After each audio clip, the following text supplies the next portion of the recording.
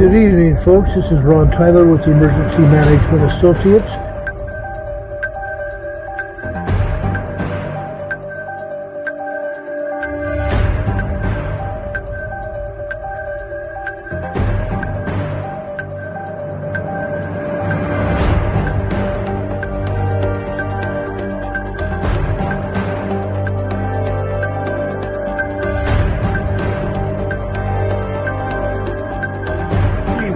This is Ron Tyler with the Emergency Management Associates coming to you live from the crossroads of the West in Lake City, Utah. The time right now is 7:05 p.m. We're very clear on the backside of the sun, and then the earth is rotating, the sun is hitting, the earth is rotating around 3.5 miles southeast of the earth now. The solar wind is also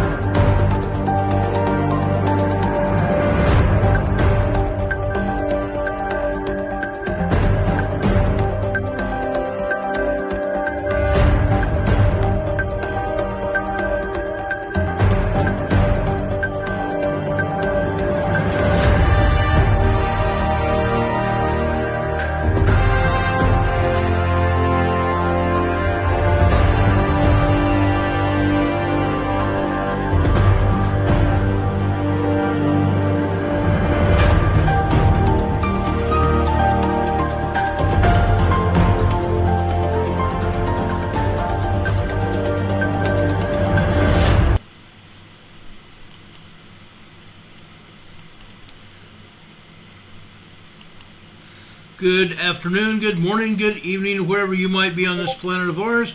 Welcome to Emergency Management Associates, coming to you from the Area Command 392 miles west of Kitty Hawk Beach, North Carolina. We want to welcome everybody here to our program tonight. Thank you for joining us. We're going to start off the program with a salute to the country, the United States of America.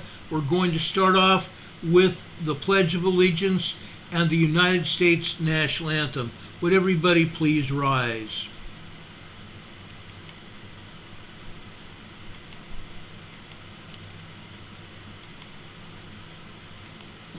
I pledge allegiance to the flag of the United States of America and to the republic for which it stands, one nation, under God, indivisible, with liberty and justice for all.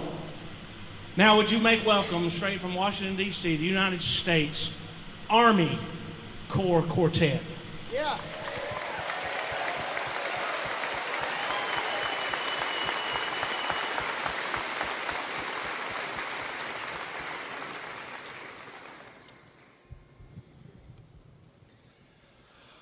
Oh, say can you see by the dawn's early light what so proudly we hailed at the twilight's last gleaming, whose broad stripes and bright stars through the perilous fight o'er the ramparts we watched were so gallantly streaming, and the rocket's red glare, the bombs bursting in air,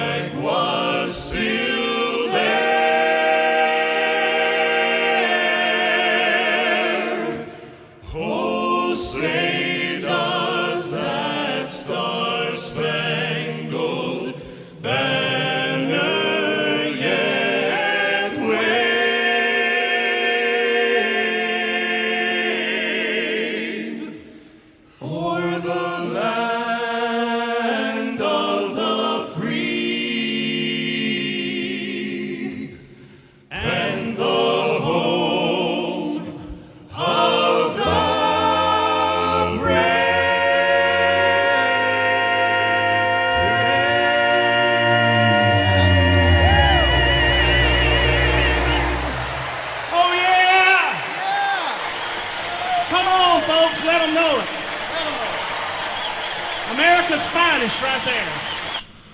America's finest, absolutely wonderful, 100% America's finest. The United States Army Barbershop Quartet singing the national anthem from the Barbershop Quartet Convention in 2015. The gentlemen that were the hosts of the convention gave us the national anthem. We want to thank them for that. God bless all of you. We want to thank all of our military wherever they might be worldwide, and also our allied military wherever they might be. Thank you for your service, and may God bless you so that you may return to your homes in safety when your tours of duty end. And thank you for your service. I tell all of our military whenever I meet them, when they're in uniform, thank them for their service. I tell everybody that. Whenever I meet anybody that has served in the military or who continues to serve in the military, I tell them the same thing. Thank you, sir or ma'am, for your service. And I shake their hand and I look them directly in the eye. I want them to know how much we love and appreciate each one of them. Folks, we have a lot to talk about tonight. In fact, a ton of things to talk about. One of the first things I want to talk about tonight is over in Guam.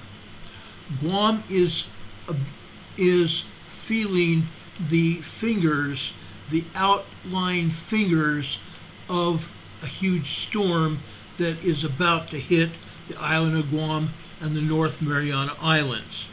Okay, this is a live picture from Guam right now. As you can see, it is raining there in Guam. The streets are wet, the trees are moving. You see as that car passed, a sheet of water went up into the air, and you see kind of a brownish gray there. That is happening live right now. I have 8 different webcams that I'm going to pull information from during the next couple of days as we cover Hurricane or Typhoon Mawar. It's actually called Typhoon Mawar, M-A-W-A-R, Typhoon Mawar. I'm going to keep this webcam up while I give you some information about this typhoon.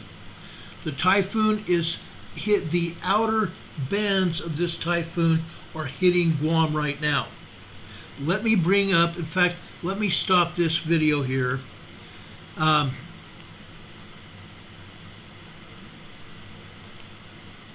There we go, I stopped it here.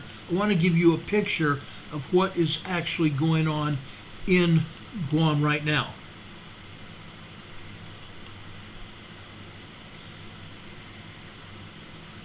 Okay, folks, this is a hurricane. I showed you a picture of it last night on our program. It was further away from Guam at the time, but as you can see, the outer bands of this hurricane are buffeting the island of Guam. The island of Guam is a territory of the United States. Also, as you can see, this is a widespread storm, encompassing thousands of miles in this case. The Northern Mariana Islands are also involved here. This is going to continue for 2 or 3 days now, and then it may push somewhat to the south and over into the Philippine Islands. Okay, this is a current picture. The eye of the storm is very prolific. It's sitting out there. It's striking Guam right now.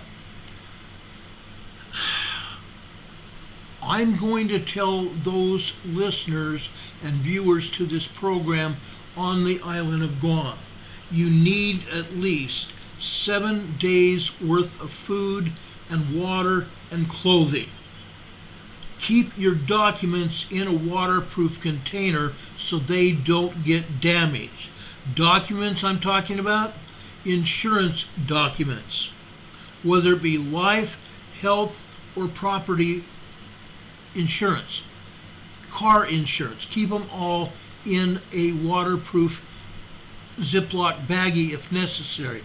Keep them waterproof so they do not get damaged, as well as copies of your driver's license, all of everybody's immunization records, all that information, birth certificates, social security cards. Keep copies of those in waterproof containers so they do not get damaged. Any kind of documents that you don't want to have damaged, keep them in waterproof containers. Now, winds of this typhoon are upwards of 145 miles per hour. Sustained winds of 180 to 200 mile per hour gusts. There will be flooding and extended times of emergency alert situations on Guam during the next few days. The storm has the capability to injure and kill people and to destroy property. This storm will be extreme, and it will have extreme catastrophic after effects. Anyone on the island of Guam must finish your preparations for this storm immediately, like right now. This storm will be a direct hit on the island of Guam, or in at least a glancing blow off the southern tip. The winds, the fingers, or the outlying bands of this storm reach for thousands of miles.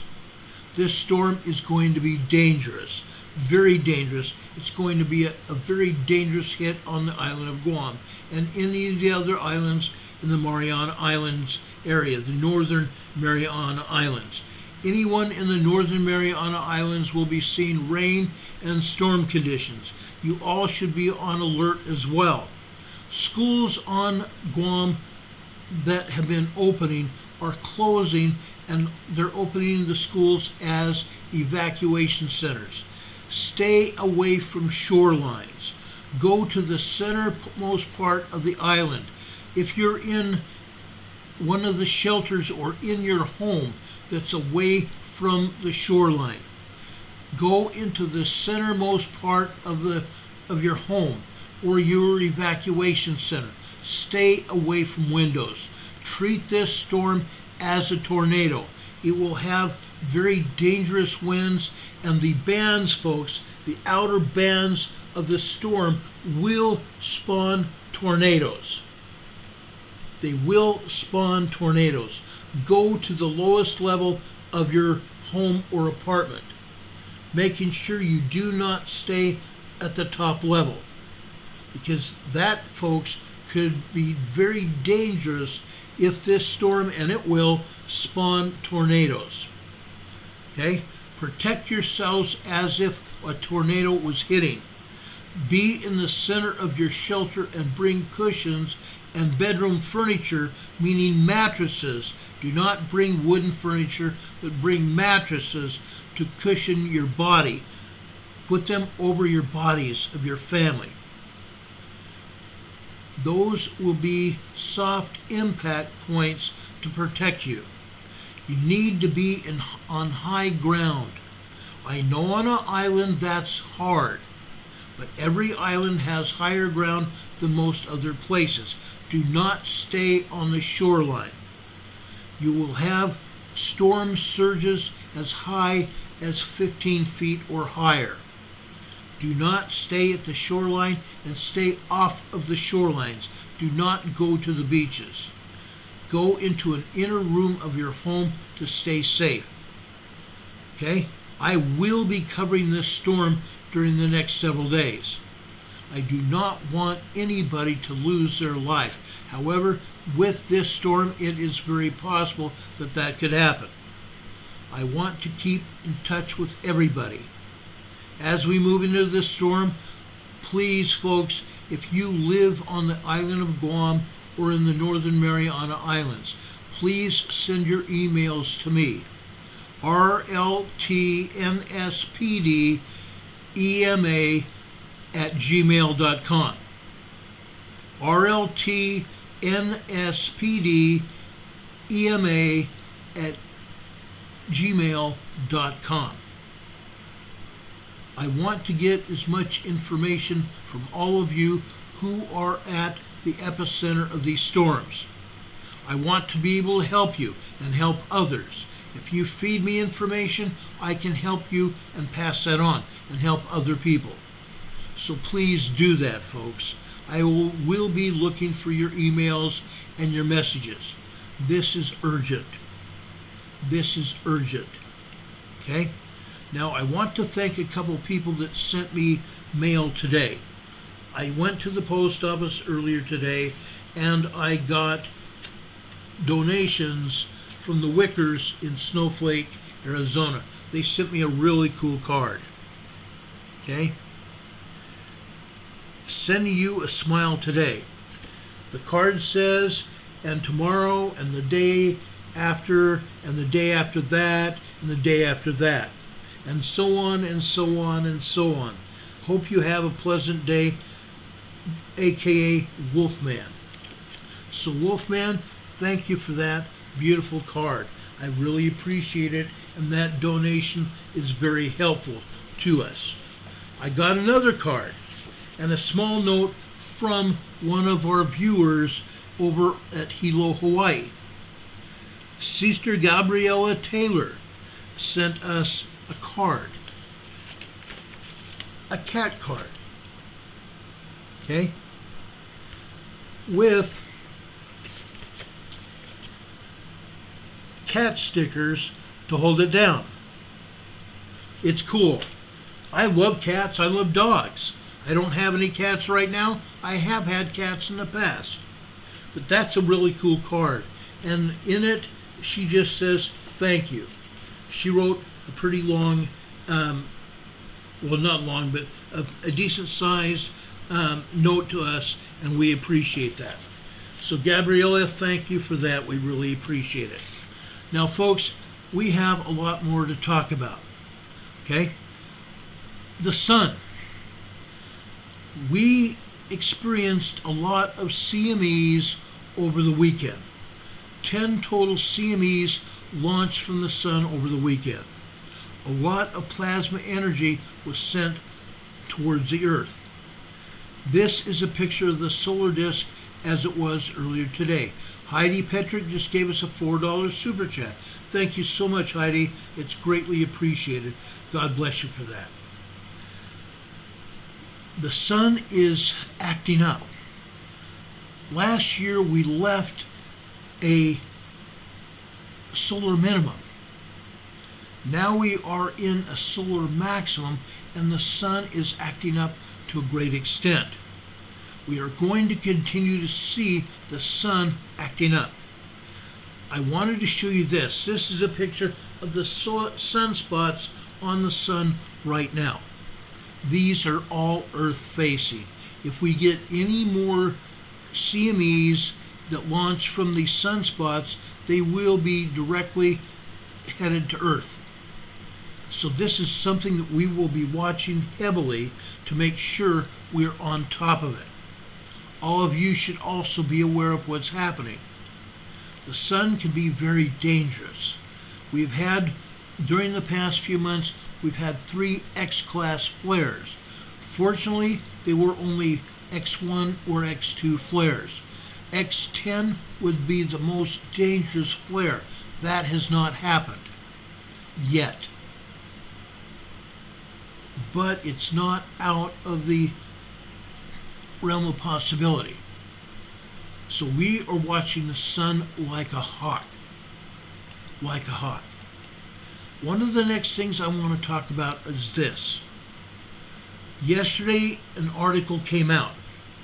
The Sergeant at Arms in the United States Senate contacted the Democrat senators and said that they had 100 cell phones that they would like to give to the senators in case of an emergency, to allow them to communicate in case of a man-made or natural disaster, according to a report.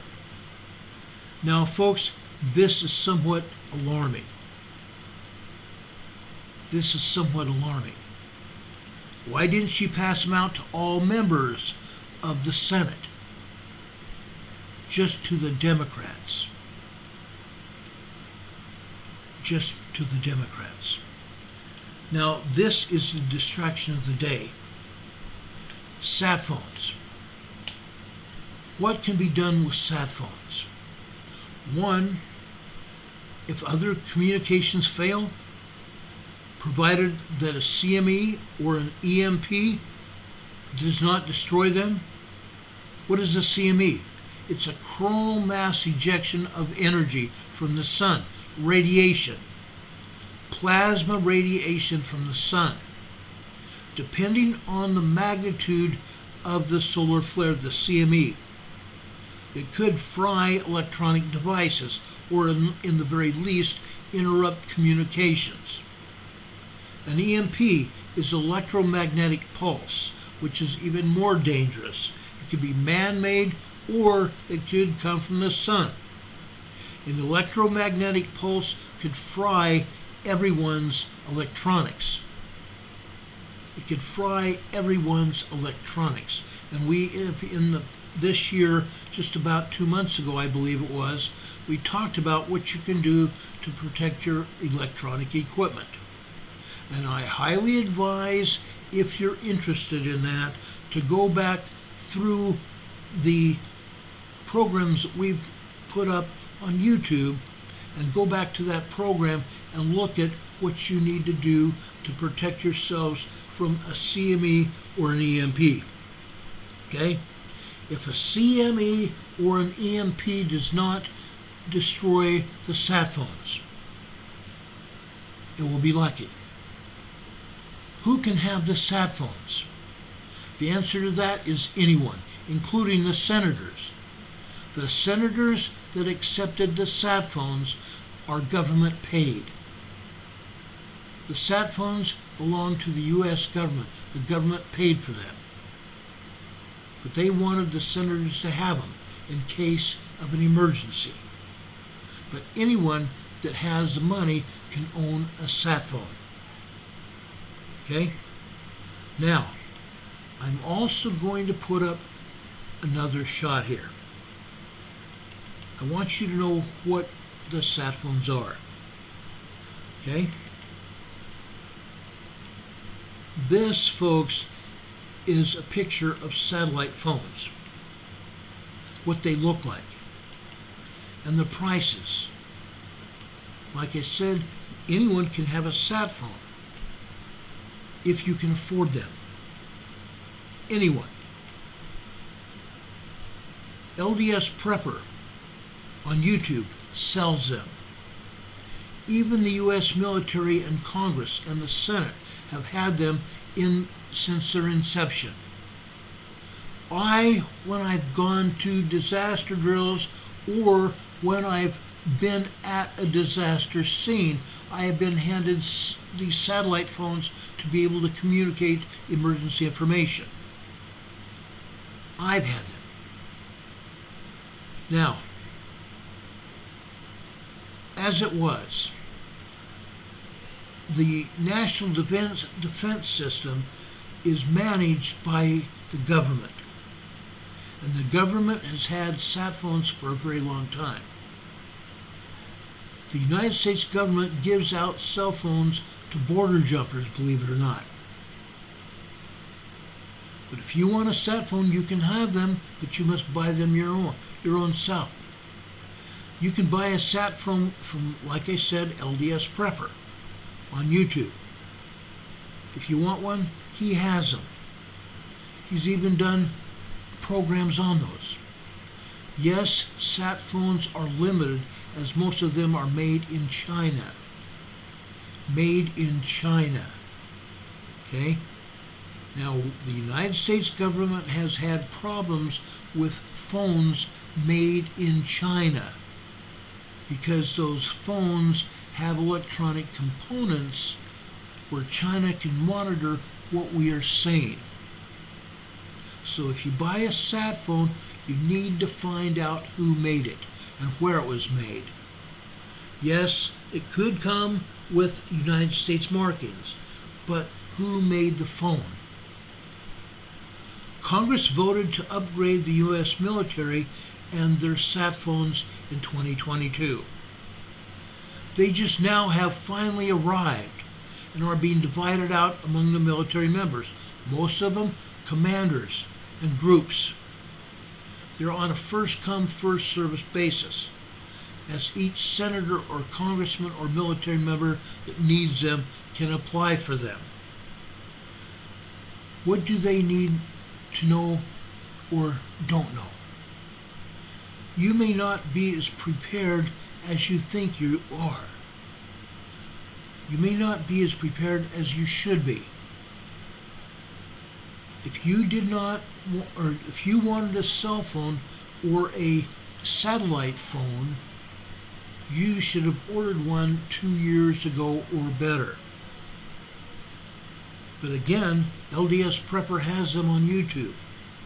Also, their job is to be prepared. Congress and the senators' jobs are to be prepared to help us. The government agencies in our states and our towns have cell phones and sat phones. So the real issue is this: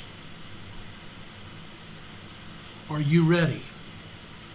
Or are you just scared beyond sensible logic or even emotion? If you think you can have one, think about why you yourself need one, or why you and your family need a sat phone. Okay? Now, satellite phones have been in existence since the 1950s. Some of them were great, big, huge blocks of electronics. I had a sat phone in my police car in early 1990. It was a box. It was a box. As you can see, those boxes have now been eliminated. They are small and handheld devices. But like I said, when I was a police officer, we were handed a box. It was about that wide and about that tall. And I sat my sat phone on the seat of my police car, and I seat belted it in so it wouldn't go flying if I had to immediately take off or brake. But I had a sat phone in my police car. Then we had cell phones, and cell phones were almost an absolute necessity to have as a police officer. They are available. A lot of people, including police, fire, and paramedics, have them. Now, does anybody have any questions about that? Nadine is here asking, if you get a satellite phone, do you have to pay a monthly fee of service for them? Yes. A monthly fee is exactly what you have to pay. And if you have T-Mobile cell phones, they also have sat phones, and you can ask T-Mobile or Verizon or whoever your carrier is what it costs on a monthly basis to have a sat phone. Okay? Joanne says, Ron, plasma's coming and all primitive electronics are going to blow up. Not necessarily. That plasma energy is coming from the sun, yes. But not everything is going to blow up unless we have like an X10 class solar flare, a CME. That would probably do it, but it's not even guaranteed. And we have already explained how you can protect your electronic devices. The CME will not hit Earth immediately. We will get some kind of notification ahead of time to be able to lock up our cell phones, our electronics, our computers and such in a bag or a container that's made specifically to shield our electronics. We've talked about this before. Okay? Joanne says the satellite was hit and its wavelengths got crossed or combined. Yes, satellites are very vulnerable to CMEs. One, they're outside our atmosphere. We have had satellites completely knocked out of orbit and deorbited and splashed down in the ocean. That's happened. Even our space station, the International Space Station, has had to boost its orbit when it's been knocked out of its orbit that it was in. Fortunately, the space station has spacecraft attached to the space station to help boost the space station back up where it needs to be. That's why we have spacecraft docked at the International Space Station. Now, astronauts in the space station have a special area inside the space station where they are protected from almost any kind of plasma radiation coming from the sun or any other radiation coming from the galaxy, from the cosmos, the stars, because they are outside the atmosphere that helps protect us here on Earth. Okay? Aubrey just got home. Thank you for being here, Aubrey. I appreciate it. I want to also give some recognition to some people that were here right when we came on the air. I really appreciate that. It's absolutely fantastic when I see people already here when we go on the air. Twirly Cashew was first. Juanito sometimes beats everybody in. He was second. Demon Catman over in east of England was third. My dear friend Laura Marie from Oregon was fourth. Animals and Humans in Disasters was fifth. I really appreciate that, guys. You guys are my friends. You guys are members of my family. You really are. I appreciate each and every one of you, and I love you all. Okay? I love everybody here. Now, I want to also give you some other recognition. I noticed today before we even sat down to go on the air, we're now over 1,200 strong. During the past week and a half, we've gone from just over 1,000 subscribers now to over 1,200 strong. 1,200 members of our family here. I really appreciate that. I also got notified in a comment below one of our programs recently that one of our family members was unsubscribed and had to resubscribe. That is a common problem. It's not someone unsubscribes you, it's YouTube. YouTube will unsubscribe anybody, and they do. Even one of my dearest friends, Don Patoka, who is one of our mods, has been unsubscribed from our program. Scooter Pie, who all of you know, has also been in the past unsubscribed, and many of the others of you have been too. If you find yourselves unsubscribed, please resubscribe. I would check your subscriptions on a weekly basis or even a bi-weekly basis, at least twice a week, because YouTube unsubscribes people. Pass that information on to everybody you know that wants to be notified when we come on this program. If you want to know when we come on this program, you need to subscribe, and also you need to hit this bell icon. There's a circle there. After you subscribe, there's a circle, and there's a bell icon in the middle of that circle. Click on that bell icon. There'll be a drop-down menu of 3 items. Click on the word all, A-L-L. That should get you notified when we come on the air, but not necessarily, because YouTube does not notify everybody. That's why I tell everybody, usually we come on the air between 6 p.m. and 7 p.m. Eastern Time. Okay? Between 6 and 7 p.m. Eastern Time, sometimes a little bit after that. But I try to get on the air between 6 and 7 p.m. I try. Because of everything that was going on with Typhoon Mawar, I was trying to put information together. And I have people that are covering Typhoon Mawar for me. And I appreciate them greatly. They're feeding me information almost on an hourly basis. It's great to have people like that. Like I said, I also have 8 cameras, 8 webcams on the island of Guam that I'm going to keep checking. So I have the latest information for all of you. Now, something else I want to talk about. Okay?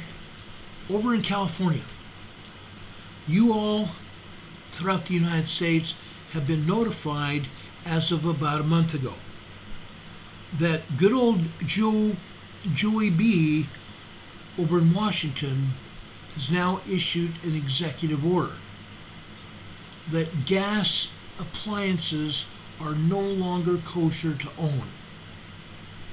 That they're trying to phase out natural gas appliances. New York has already done that. They've already done that. But even the senators and congressmen from New York still have gas appliances. If I'm not mistaken, they have until 2030 to get rid of them all. Everybody should be on electric appliances as of 2030. In California, California's ban on gas appliances starts January 1st this year. An all-electrical rule. An all-electric rule, according to Mr. Governor. Mr. Governor Fancy Pants there in Sacramento. New homes and buildings that are constructed this year in 2023 will have to have electronic supply panels and circuitry to support all electric appliances and heating under a building code update that was approved 2 years ago by the California Energy Commission. The new building code doesn't ban the sale of natural gas appliances outright. That will come in 2030 in California. In a mandate from the California Air Resources Board, the CARB, that is designed to lower carbonization footprints of structures and improve indoor air quality. Really? Really? Existing homes and buildings won't be entirely off the electrical hook either under the new building code. Those that undergo substantial upgrades. If your home or apartment undergoes substantial upgrades, they also will be required to put in the new mandate and required to meet it. Home builders will likely pull as many construction permits as they can by December 30th this year to build under the old code. Contractors will have to pull as many permits, construction-wise permits, as they can before December 30th this year to be grandfathered in.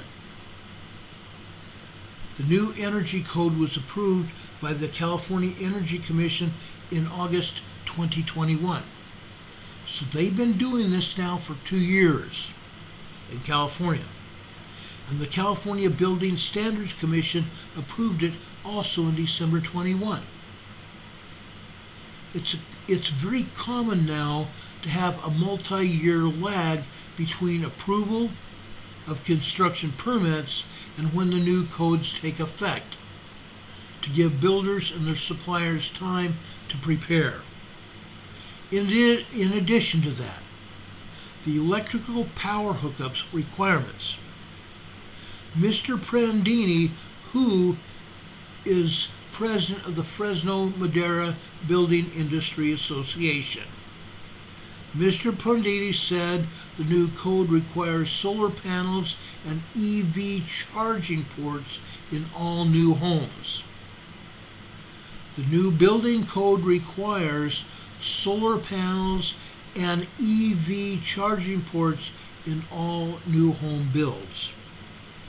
As California moves to an all-electric system for homes and businesses, many are questioning whether there will be enough power to be generated and stored to serve the state's 39 million residents.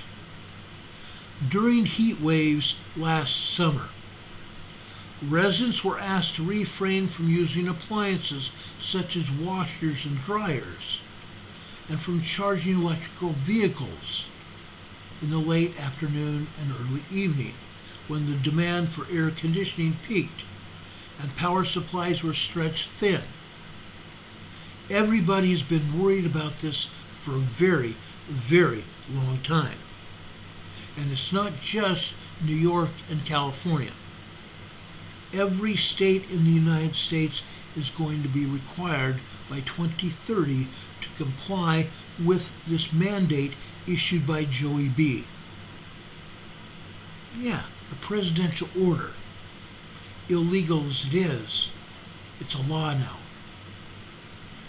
Now, electrical vehicles.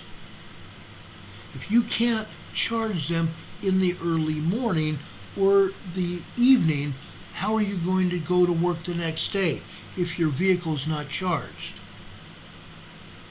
The charge on those vehicles only lasts for so long, and it will only go so far. How are they going to do it? That's a good question. Okay? Now, in relationship to new cars, the Ford Motor Corporation has now reversed their position on AM radios in vehicles. Ford had put out a memorandum last year that they were no longer going to put AM radios in vehicles and only FM radios and plug-ins to devices. Now the CEO of Ford, Jim Farley, says the company recognizes the AM radio band and its importance for emergency broadcasts. They were literally going to shut down the AM radio frequencies in vehicles. But Ford has now reconsidered and will continue to install AM radios in all of its newer vehicles and its electronic vehicles as well. In a twist that likely has vintage tech enthusiasts cheering and EV fans scratching their heads, Ford made a U-turn on its previous decision to remove AM radios from its products. Instead, the Detroit Free Press reports that the automaker will still keep its old school AM radios, AM/FM radios, included in all 2024 Ford and Lincoln vehicles, both gas and electric. In a tweet, Ford CEO Jim Farley said, after discussions with policy leaders, the company recognized the importance of AM broadcast radio to the emergency alert system. Not all FM radio stations have the alert emergency system built into the radio stations. AM radio has been doing it for a long time, decades. Ford is even extending this feature to owners of Ford EVs without AM broadcast capability through a software update. The announcement caused a huge stir in the automotive world. The National Association of Broadcasters commended Ford for this move, highlighting the role of AM radio as a lifeline for the public. There are still millions of people that listen to AM radio at home and in their vehicles, especially during an emergency. However, a host of automakers, including Tesla, BMW, Porsche, Audi, and Volkswagen have been generally phasing out AM radios in their electric vehicles. ARS Technica reports that this has led to a heated debate in Congress in the United States, with some lawmakers introducing AM Radio for Any Vehicle Act. The United States Congress has issued a bill and they're trying to get it passed. It looks like it's going to be passed. It's called AM Radio for Every Vehicle Act, which would mandate that every new vehicle will include an AM radio receiver, AM/FM radio receivers. Tech and auto industries have expressed their displeasure, according to Ars Technica, arguing that legislation is a step back in the realm of progress. They countered that there are more modern and effective ways to broadcast alerts today. After all, 97% of Americans own cell telephones. 97% of Americans own cellular telephones designed to receive wireless emergency alerts. But the telephone companies, including mine, you have to literally ask them to make sure that your phone can accept those broadcasts. Yes, you have to go into the settings of the phone and search for the emergency broadcast software in your phone. And then you have to OK yourself. Click a little button on there to make sure you can have the emergency broadcast on your phone. Your phone must be turned on and tuned to the right wavelength. Yeah. The phones must have the right wavelength programmed into your phone. And if you have an emergency radio, I have several of these emergency radios. You must have your radio tuned in to the emergency radio frequency. I do. I have that here on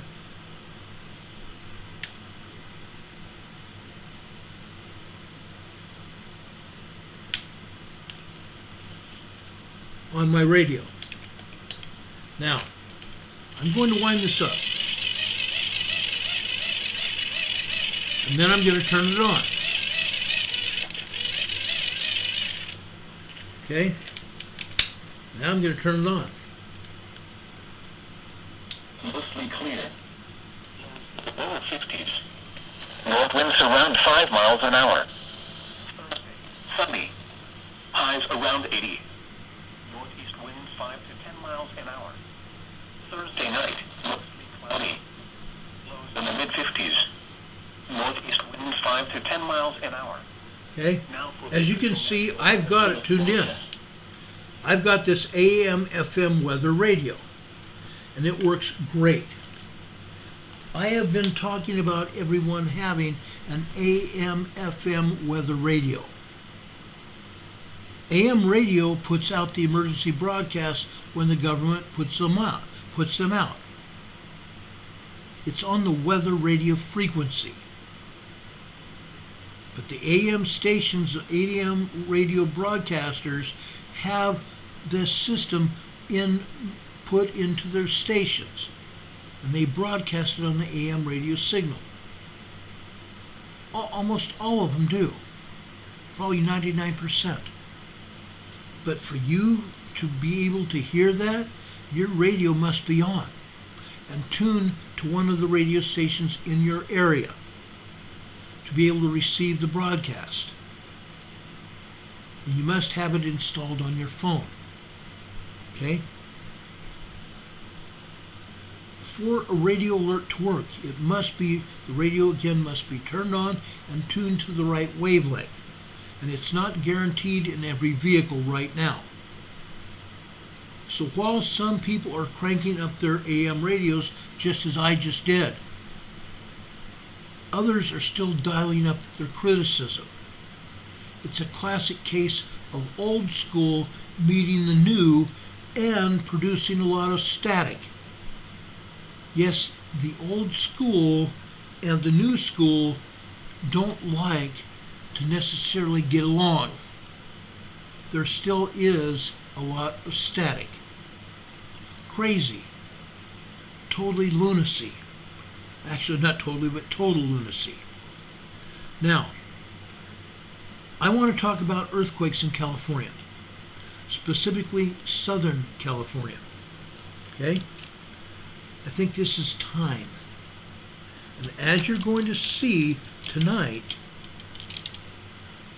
it is plenty time to talk about earthquakes in California. We talked about earthquakes in the Pacific Northwest last night. One of the people on YouTube, I believe it was either yesterday or the day before, put out an emergency alert saying that everyone needed to batten down their hatches for a large 5.0 earthquake in the Pacific Northwest. Now, while there is some evidence that that's going to happen in the PNW, it's going to be a much larger earthquake than a 5.0. Most of the time when there's been a large earthquake, it's usually been a very strong 6.0, 6.5 in the Pacific Northwest. And I truly believe that's what's going to happen. But tonight we're going to be talking about earthquakes in Southern California. I want everybody to be aware of what's going on. You folks that live in Southern California, you need to be aware of what's happening, because you are vulnerable to having a large earthquake in your area. Tonight I'm going to show you earthquakes in Southern California. I'm going to show you seismographs putting out emergency information in the way of seismograms, the paper. First off, I want to go out to the Channel Islands off the coast of LA, just north of Los Angeles. This, folks, is the Channel Islands, as you can see. Over the past month, I've shown you seismograms from the Channel Islands. Look at what's happening here.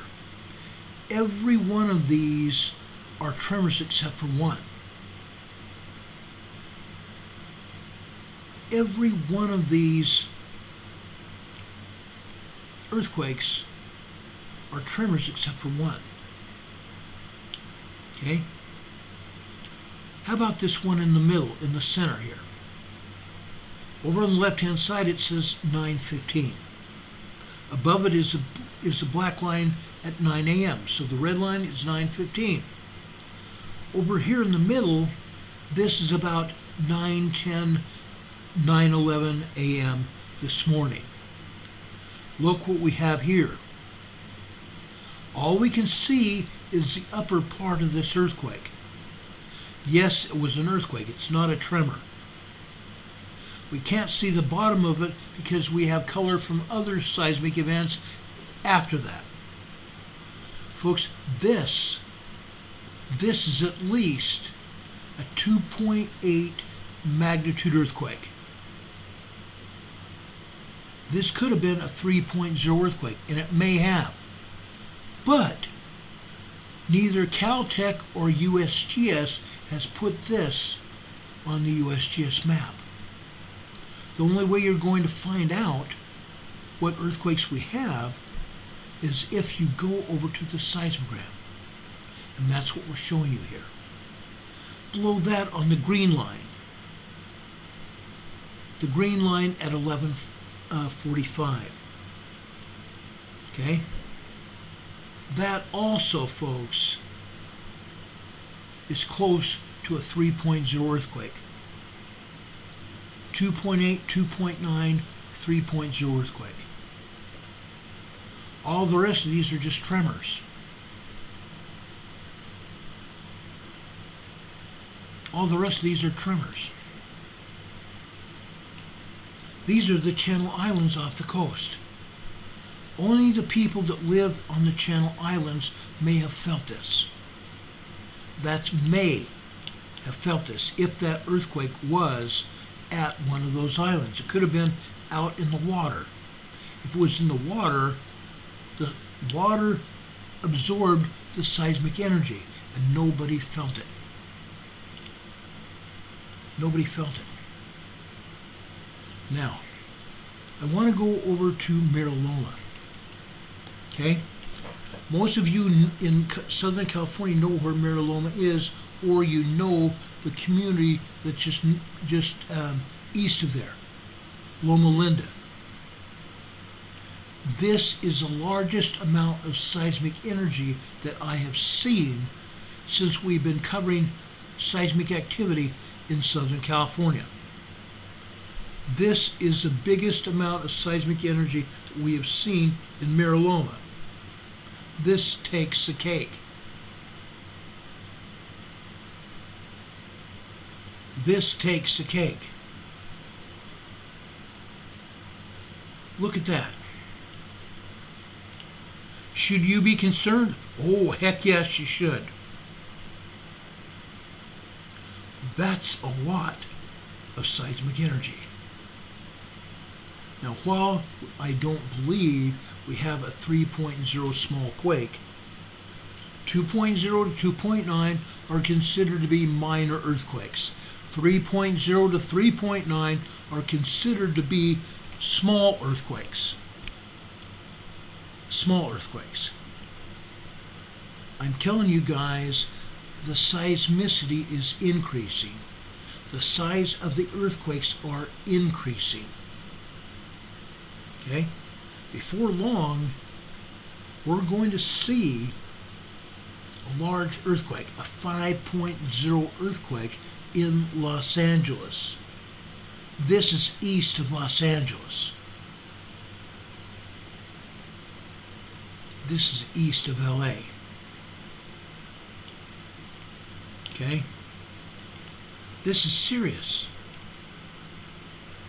This is real serious. I couldn't be more serious about this.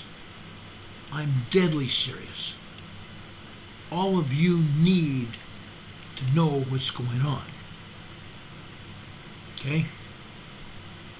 You need to be aware of what's happening around you. Los Angeles is going to get nailed. I promise that. Los Angeles is going to get nailed.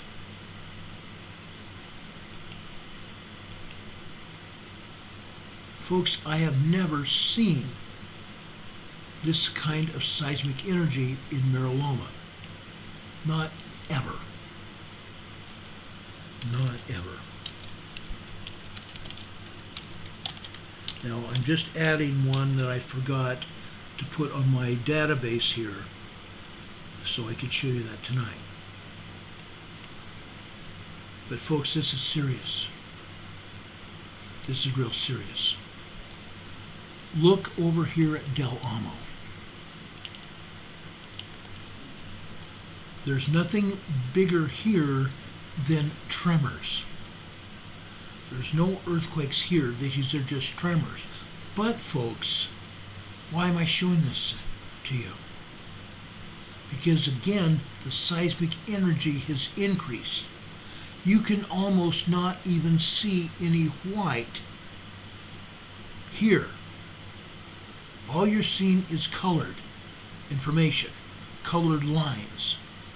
These are all tremors. It started off with just very minor tremors, 1.1, 1.2 tremors this morning. Okay, as you can see here, just very minor tremors this morning. But gosh, golly gee, look what happened. All that seismic energy really increased. The top of this seismogram started at 5 a.m. this morning. But by the time it finished on this seismogram, and I pulled the seismogram just after 2:30 this afternoon, look what happened. Those tremors increased to 1.4 and even 1.5. That is a huge increase from what we've been seeing here at the same location during the previous 2 years that I've been showing you these seismograms. That's huge. That's huge. Look at Laguna Bell on the coast. Okay? All we have here, for the most part, is 1.2, maybe an occasional 1.3 tremor here. This is nearly nothing. We've had more tremors and even earthquakes before here at Laguna Bell. It's calmed down here. It's calmed down. Let me show you Moore Park, just north of Los Angeles. Look at this. Moore Park is also increased in seismicity. We don't have any real earthquakes here. This is all tremors. But the tremor size has increased. Look at the top line. You see the primary wave of the seismic activity here early this morning, nearly reaching the top of the paper. This was probably a 1.7 tremor. 1.7, 1.8 tremor, just shy of being a 2.0 earthquake. Everything here is tremors. It's increasing, guys. Let's look at Los Angeles. This is a city-county building in Los Angeles, downtown Los Angeles. Look at this, guys. For the most part, this was 1.1, 1.2 tremors until 9 a.m. this morning. Just after 9 a.m., those tremors increased. That's a huge increase. Up to 1.5, 1.6, and in the center, that was a 1.7 tremor. 1.7, 1.8 tremor. That's huge. In the time that we've been showing you the seismogram from the LA City County building, all it has been is minor tremors, nothing but maybe 1.2, 1.3. Look what happened today after 9 a.m. That is a huge increase, proving that the seismic energy is there. It's there. A very marked increase in seismic activity in downtown Los Angeles. I've shown you Moore Park. Let's go out to North Hollywood. Look at this, guys. This is also a marked increase. In the past months and even during the last few years, North Hollywood has seen more seismic energy than this. But for the past several months, there was a decrease in seismic activity in North Hollywood. But looking closer at this is a huge increase here. Early this morning, on that green line, that's 7:45 this morning on the left-hand side. 1.4, 1.5 tremors, guys. That's a huge increase. We didn't see that the rest of the day here. That's a huge increase in North Hollywood. Let's continue with this presentation. You folks in Los Angeles, all over Southern California, you need to be aware of what is going on. Look at Pardee. Look here at Pardee. Up at the top. This is about a minute and a half after 5 a.m. Folks, this is at least a 2.5 earthquake. A 2.5 earthquake. That's serious, guys.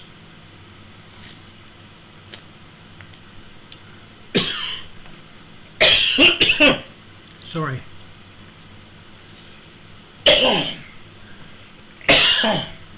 The water went down the wrong pipe. Sorry. That's serious, guys. And then, over on the red line just below that, On the left-hand side, that's 5:15. But over on the right, that's just before 5:30 this morning. Folks, that's a 1.5 tremor. You see tremors all over this. This is also an increase in seismicity in Part E. But again, in past months, there was a bigger increase than this. Part E calmed down during the last few weeks. Now it's increasing again. That's huge. That's huge. I want to show you Rio Hondo. Rio Hondo, the city of Rio Hondo. Look at this. Nothing but tremors here. I don't see one single earthquake, not a 2.0, not anything higher than minor tremors. But look what we're showing you. These tremors almost completely cleaned off the white. There's almost no white here. This should be trouble enough. That's necessary to get everybody's attention. Tremors turn into earthquakes, and we've seen earthquakes in Part E in the past. It's increasing, guys. I showed you Rio Hondo. No, I didn't. This is Rio Hondo, guys. The same difference, except these tremors are larger than you saw at the other, on the other one. Let me show you another one here. This is Rinaldi. Okay? Rinaldi had larger earthquakes and tremors here before. It calmed down here too.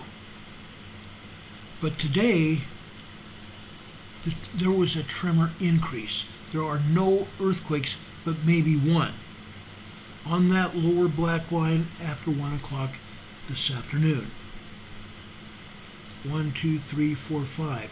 Just after 1:05 this afternoon on that black line. 1.7, 1.8 tremor. All the rest are relatively small. But you can see where the seismic energy built up.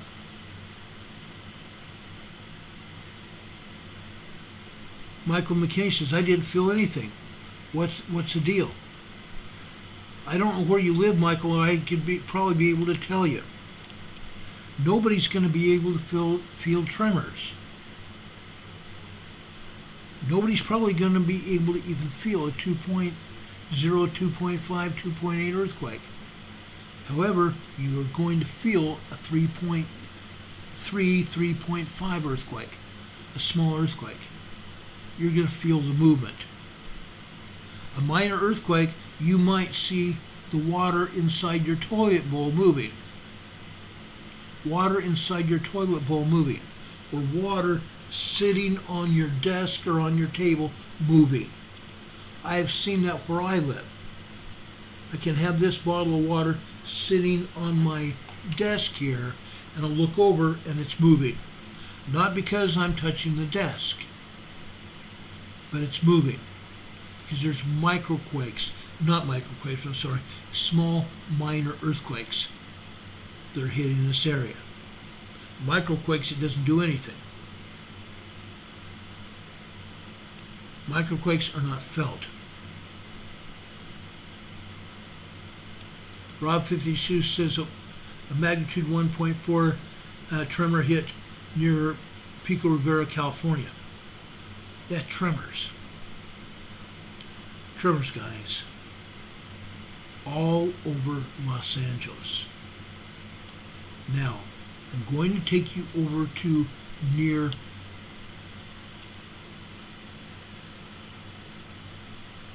the port of Los Angeles. Okay? This is light hype. Look at this, guys. In past weeks, they showed less activity here at light hype. Okay, this is over near Anaheim, Long Beach area, east of Long Beach. Look at that. Most of this is just tremor activity except for one, up at the top on the left-hand side. You see a black line going straight up off the paper. That is at least a 2.0 earthquake. Just one. The rest of these, for the most part, are nothing but tremors. But, again, we're still completely blacking out the paper, the white paper underneath the color. I believe for the most part these are just tremors, but there is a stepped up increase in seismic activity around Long Beach, Anaheim area. To prove it, I'm going to show you one more seismogram near there. And you're going to be blown away at what I'm going to show you. Look at State Street. This is also near Light Height in the Long Beach, Anaheim area. Look at what we're showing you here. There are earthquakes here. There are earthquakes here, guys. You need to be aware of this. Earthquakes all over here. Up at the top especially, on the black and the blue lines there. Okay? You're seeing earthquakes that are wider as well. Meaning it wasn't just one shake. It wasn't just one quake. It was multiple quakes. When you see color jumped together, when you see colored lines all together, the earthquake lasted a period of time. It could be several seconds, 10, 15, or 20 seconds, sometimes longer. Here we see earthquakes, 2.0 earthquakes at least, off the paper. The blue line up at the top is 5:30 in the morning. It's 2 or 3 lines beneath the top of the seismogram. It's still reaching nearly the very top of the paper. Okay? At least, probably a 2.5 earthquake. And you can see multiple earthquakes on this seismogram. This is State Street. Look at the bottom. Look at the bottom earthquake signatures here. 2.5, 2.6, 2.7 earthquakes. I don't see any 3.0s here. But if we can get 2.5s and 2.7s minor earthquakes here, it's very possible that there's going to be a large earthquake here in the Long Beach, Anaheim area very soon. That's huge. That's huge. You folks in the Los Angeles area, north to south and west to east, you see the seismic energy here. I'm not playing games. It's there. Riverside. This is the least of seismic energy that I've seen in Riverside. In Riverside, we've had a lot of it in the past. This is just barely 1.0 tremors here. Maybe even down to microquakes at times. Okay? We've seen more seismic energy here at Riverside before as well. Twice or 3 times this, or larger. Okay? That's Riverside. Let's go out to Rancho Palos Verdes. Rancho Palos Verdes. This is over near the coast, north of Los Angeles. What are we seeing here? Microquakes for the most part, but we're still seeing small tremors here. Nothing but tremors and microquakes, that's all. We've also seen larger seismic events here than we've seen here now.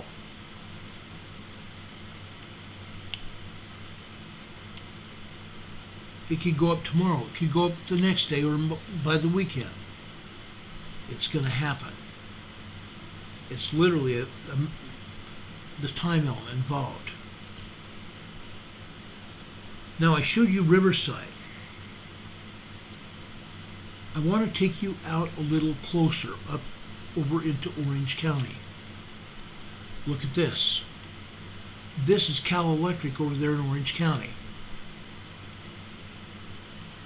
Folks, this is more than just minor earthquakes. Yes, we have a lot of tremors here. It's a lot more than tremors. But you see these red lines here. They're going off the paper at the top. You see black lines here going off the paper. The black line near the left center there is a 2.0 earthquake. Over on the right-hand side at the top on the red line, that, folks, is a 2.5 earthquake. A 2.5 earthquake.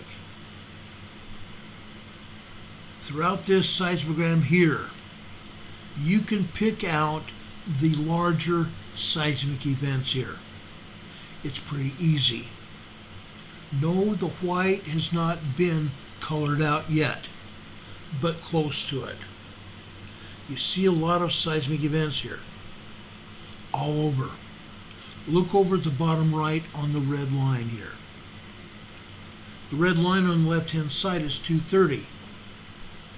Over here, with that earthquake there. Folks, this is 2:28 p.m. this afternoon. That, folks, is at least a 2.0 earthquake. And there are a couple of them down here this afternoon. That's a lot of information here. You can definitely see a progression in seismic events, larger events. Okay? Now, I want to take you over to a place in Los Angeles. It's called Walnut La Puente. This is different. What are we looking at here? We're looking at 3.0 earthquakes, small earthquakes. 3.0, 3.5 magnitude earthquakes. And yes, we're getting them. You can see especially the earthquake on the right-hand side that's in black there. The bottom and the top of this has been cut off. Just this by itself would make it a 3.0 earthquake. This was at least a 3.5 earthquake, and it lasted, folks, this lasted for 2 minutes. The ground shook. Anybody over here in the Walnut La Puente area got shaken today. They felt the ground move. It wasn't big enough to knock things off the wall, but you definitely felt that quake. And several others here are the same way, especially this one in the green in the center of this slide. Okay? That, folks, is at least a 3.0, 3.2 magnitude earthquake. The bottom and top are cut up. We don't know how strong this was. This could have been a 3.5 to 4.0 earthquake. At least that's what I'm told happened over there in the Walnut La Puente area. People felt this one. USGS and Caltech can't ignore it. This is another serious event. Seismicity is getting larger throughout Southern California. This is still Los Angeles. Look at all that seismic energy today in Walnut, La Puente area. That's pretty serious. Now I'm going to take it over to the San Diego area. San Diego, you guys have a lot going on. If you don't believe me, go check for yourself. San Diego, you do have a lot going on. If you haven't figured it out, guys, what's going to happen? You guys are going to get hit. It's possible for San Diego itself to get hit with a 5.0 earthquake. We've got an Air Force jet fighter that just went over here. That's what you hear in the background. An Air Force jet fighter here. Yes, the Air Force and the Navy are flying missions over this area. Don't know exactly why, but they are flying missions. And that's okay. I'd rather see them than see something else happen, if you know what I mean. Okay? San Diego, you have a right to be concerned about what's going on in your neighborhood.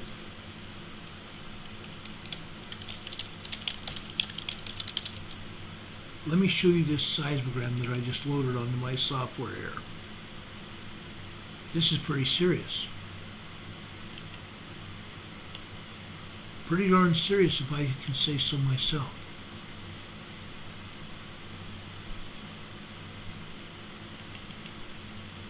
This is San Diego Mission Control. This seismograph is located in the San Diego Gas and Electric Building just north of Mission Valley. Okay? Yes, for the most part, all you see is tremors. But folks, we have also seen seismograms here not showing anything at all. The seismograph here at San Diego Mission Control of San Diego Gas and Electric is sitting on top of a fault line. The Rose Canyon Fault coming out of LA. The Rose Canyon Fault on the north side connects with Inglewood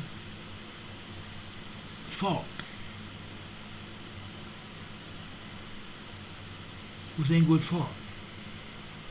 What are we seeing here? For the most part, this is nothing but tremors. However, there is one earthquake here. On this blue line, just after 12:33 p.m. this afternoon. That, folks, is a 2.3, 2.5 magnitude earthquake. Just one shake. Just one shake. Enough to get water shaking in a water bottle or in the toilet facility at San Diego Gas and Electric or anywhere else. And yes, there are residences here in Mission Valley. They would have seen the same thing. Probably didn't feel it, but they would have seen the water bottle shaking, or the water inside the water bottle shaking, or jello, or water in their toilet bowl.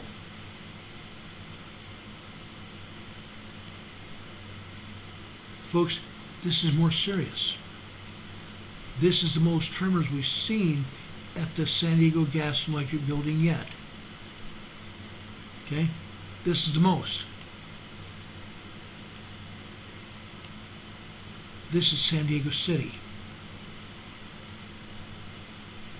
I want to show you what's going on over on the east side of San Diego County.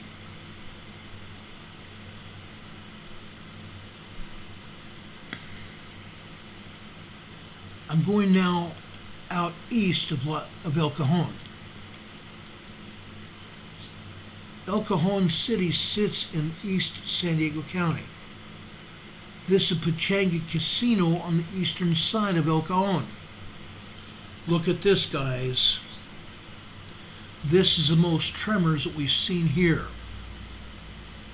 This is a San Jacinto fault that's shaking out here in East County, San Diego.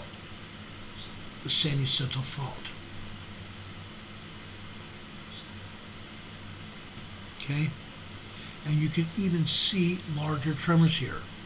1.3, 1.4 tremors. We've just seen microquakes and just very tiny tremors. 1.2, 1.3 maybe. Now we have 1.4, 1.5, and you can see that here. Pechanga Casino in east of El Cajon, California. Now I want to go over to Cuyamaca High School. This is further east on top of the Chocolate Mountains. This is also the San Jacinto Fault. Actually, no, I take that back. This is the Elsinore Fault here. This is the Elsinore Fault, and the one in Pechanga, that was also the Elsinore Fault. My bad. Both of these are the Elsinore Fault in San Diego, East San Diego County. Look at that. Tremors all over the place. 1.2, 1.3 tremors, and the largest one there over in the center right is a 1.4 tremor. At the high school, Cuyamaca High School, East San Diego County. Folks, that's San Diego. San Diego is getting shaken as well. San Diego does not have as many seismographs all over San Diego as it should. They just don't. There is only a select few, maybe 3 or 4. But I right now don't have access to those tonight. I will probably tomorrow or the next day.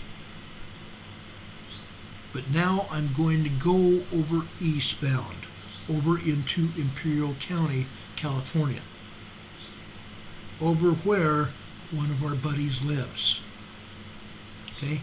One of our EMA family lives here. Okay? One of our own family members lives here, Juanito.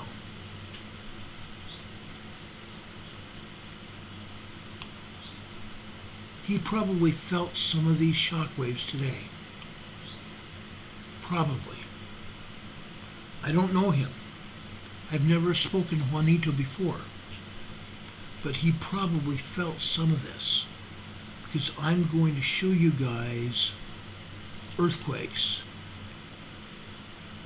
Earthquakes in the Imperial County. Southern California is getting hit, whether anyone wants to realize it or not. And when it gets hit, guys, it's not going to be pretty. In the past couple months, I've been showing you earthquakes here in the Imperial Valley. It's serious, guys. It's getting very serious. Okay? It's getting very serious because the agencies don't want us to see it. They plain out don't want to see it, want us to see it. They don't care whether they see it, they know what's going on. The problem being is that none of us are going to be aware. And when it shakes and our home falls down around us, our walls start coming apart, we get cracks in our walls, or we have speckles from the ceiling falling on us, and our chandeliers or our lights are swaying all around, or our ceiling fan is hitting the ceiling of the house because it's shaking so bad. Don't stand underneath the ceiling fan. It could hit you. And the ceiling fan is a little bit heavy. Get a concussion from that. But I'm saying, guys, you need to be aware of what's around you.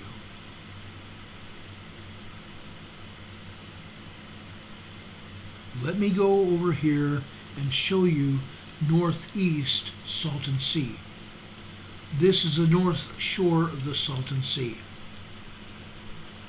For the most part, there's nothing but microquakes and 1.1 tremors here. However, you see increased seismicity. 1.2 and 1.3 tremors. 1.4, 1.5 tremors over on the left and the right. Here's the bottom there. But right smack dab in the bottom center of this seismogram, you're seeing a 2.5 magnitude earthquake. Here, North Shore Salton Sea. It's over just on the northeast corner of the Salton Sea, guys. This is the first time I've seen an earthquake there. Usually it's been pretty good tremors, lines and lines of tremors.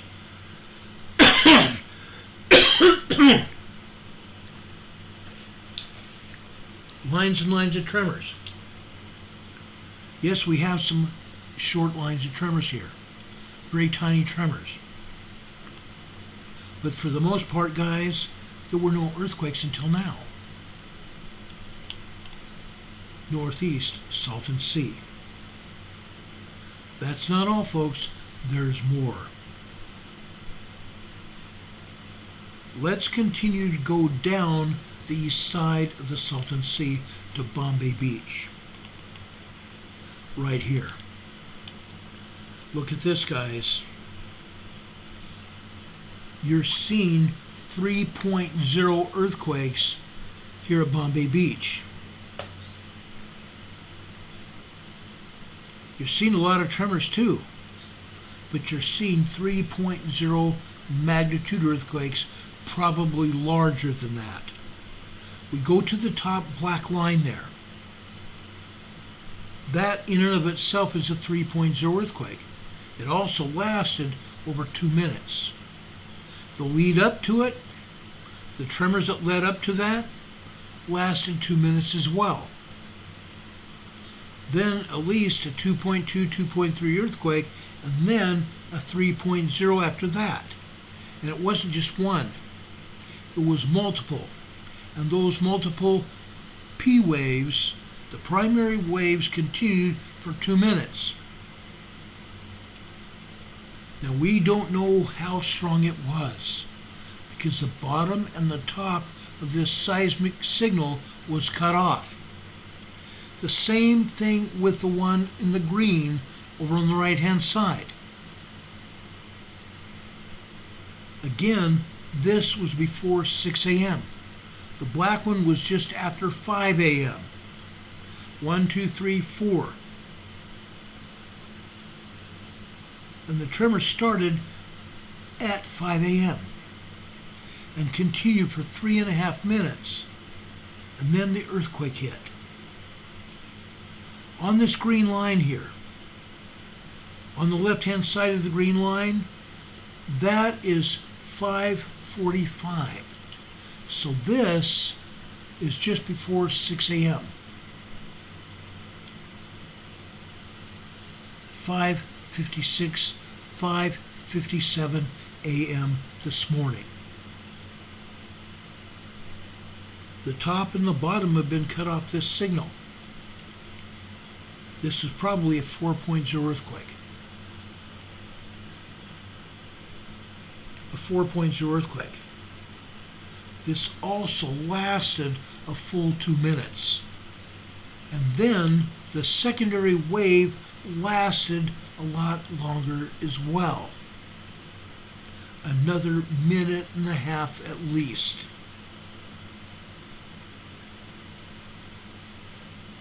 Okay? And you can see these other signals as well.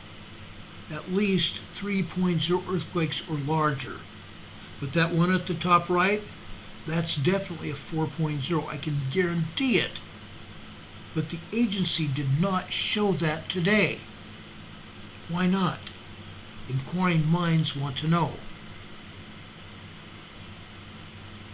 Okay, that was the east side of the Salton Sea. Guess what? There's more. There's more. Let's go over west to El Centro, to the Naval Air Station El Centro, California. Look at this. It wasn't just one earthquake or an extended earthquake. Look at all the earthquakes here. I didn't count the number of earthquakes here. To me, it looks like about 50 earthquakes. One after another hit here. Some of these earthquakes were 2.5. Some of these earthquakes were 3.0 today. The air station got shook. El Centro Naval Air Station got shook today. These are serious earthquakes. No, it wasn't a 4.0, which would be a moderate quake. It wasn't a 5.0, which would have been a large earthquake. But these are significant earthquakes at Naval Air Station El Centro, California.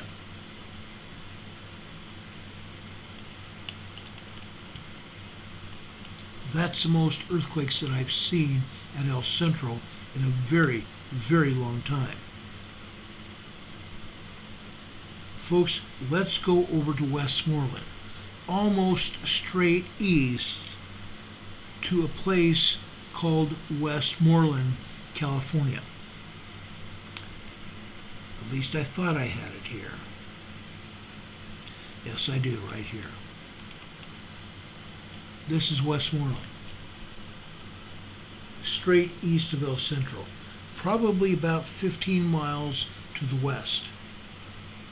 These are all tremors, a lot of tremors. 1.3, 1.4, 1.5, and lesser tremors as well, even microquakes here. I've seen larger seismic activity here. We all have. I've shown it to you. Let's go south from Westmoreland. I want to take you over to Imperial, California. The town of Imperial. Yes, the town of Imperial is in Imperial County. Go figure. Look at this, guys. This is increased seismic activity in the Imperial Valley. And if you go over to the USGS map, none of this is shown on the map at all. None of it. They showed the swarms of minor earthquakes just 2 weeks ago. They showed the swarms. Why aren't they not showing these swarms here? These constitute swarms. There's even larger earthquakes here. Not 4s and 5s, but 3s, 3.5s. These are small earthquakes. Early this morning, no less.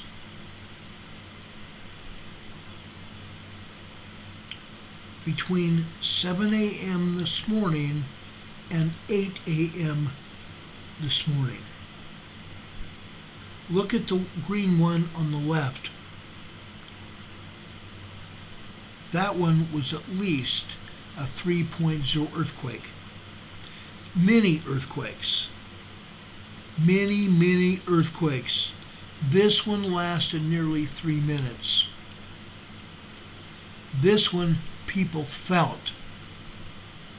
Guaranteed people felt it. USGS did not show this on their map. EMSC showed occasional hits here in El Centro and also in the Imperial Valley. But even they did not show all of the quakes, all of the swarms. Sometimes they do, sometimes they don't. But this is still serious. Look at the swarms. And then swarms of minor tremors as well. 1.2, 1.5, 1.6, 1.8 tremors. And then here in the center of this seismogram, look at the area of white. From 11:50 a.m. this morning, they turned off the seismogram for an hour. They turned off the seismograph, they turned off the seismograph for an hour. Why? Were they expecting larger earthquakes? Probably. They don't want to admit what's happening here.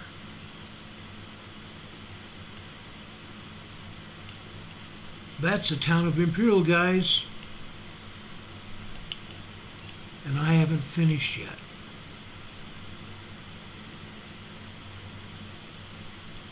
I haven't even finished yet.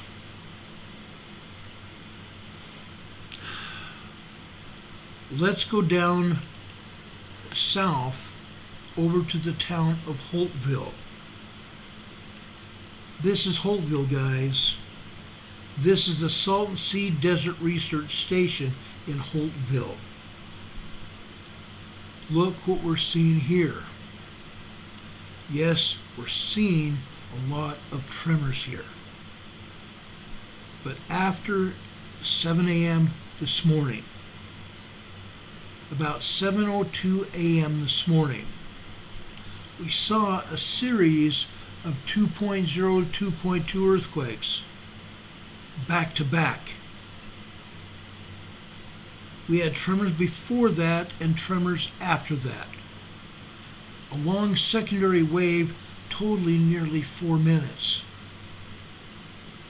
Which, guys, I only see what I can see here with this earthquake. The 2.0, 2.2, maybe 2.3 earthquake. But we have a secondary wave lasting 4 minutes. That also tells me something. That this earthquake maybe was even larger than it's portrayed here on the seismogram.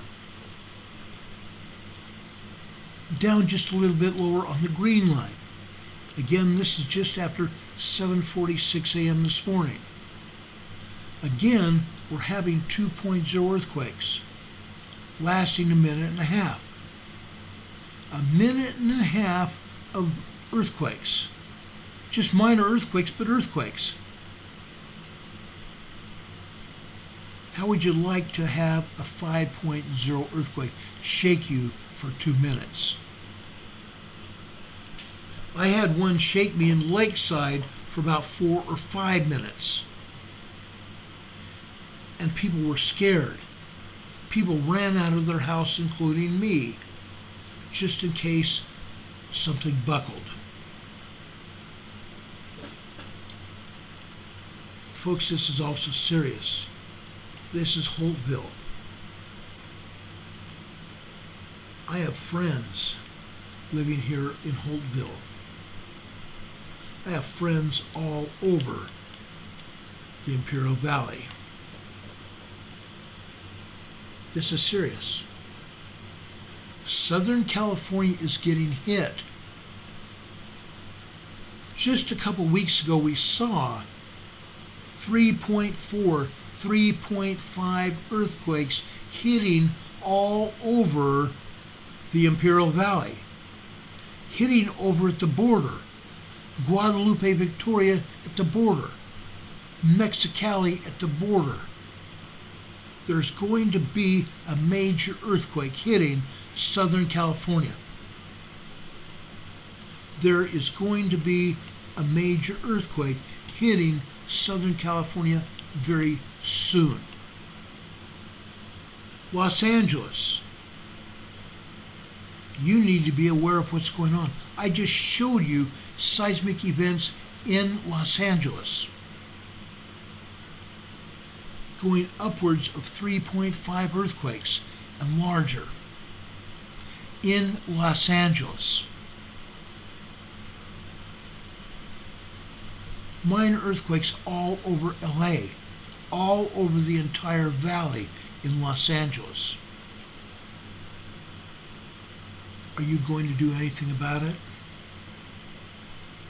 The San Andreas Fault dropped those earthquakes over in Bombay Beach.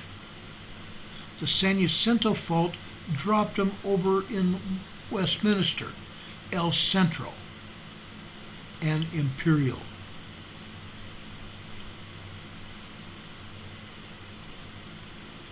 The San Andreas dropped those earthquakes off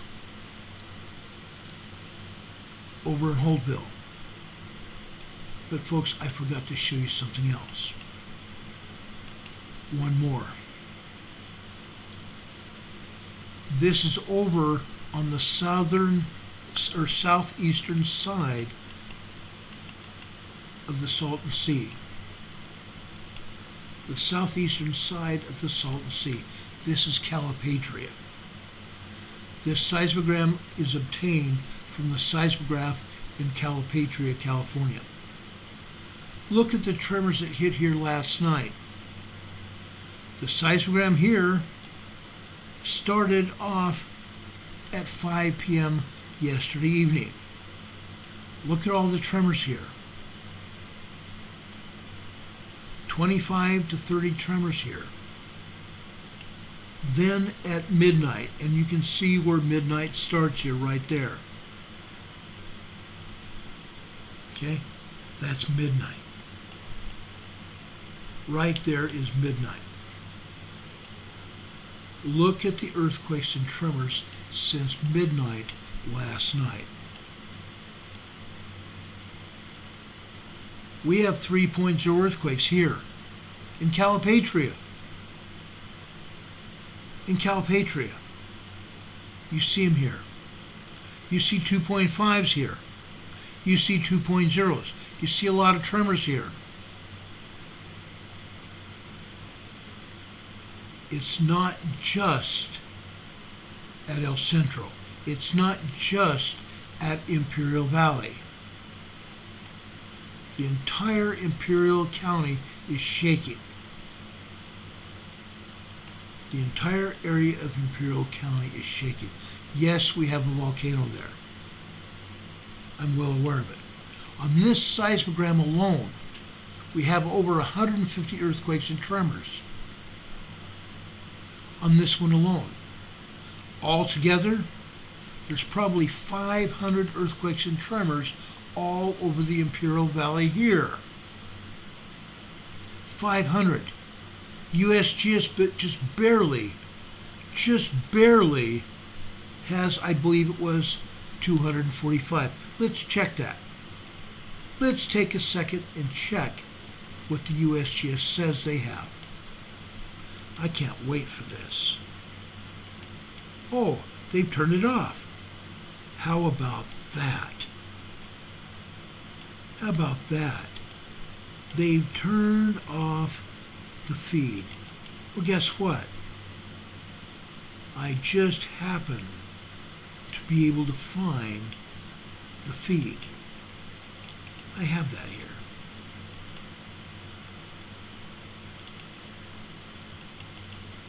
Let's bring it up here.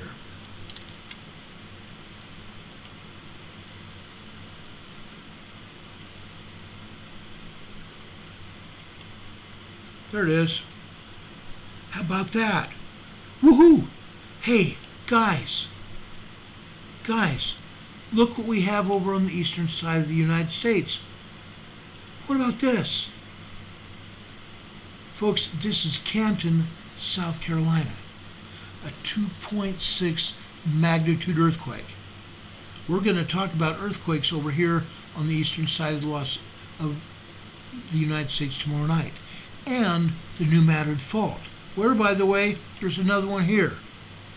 This one is in Marston, Missouri.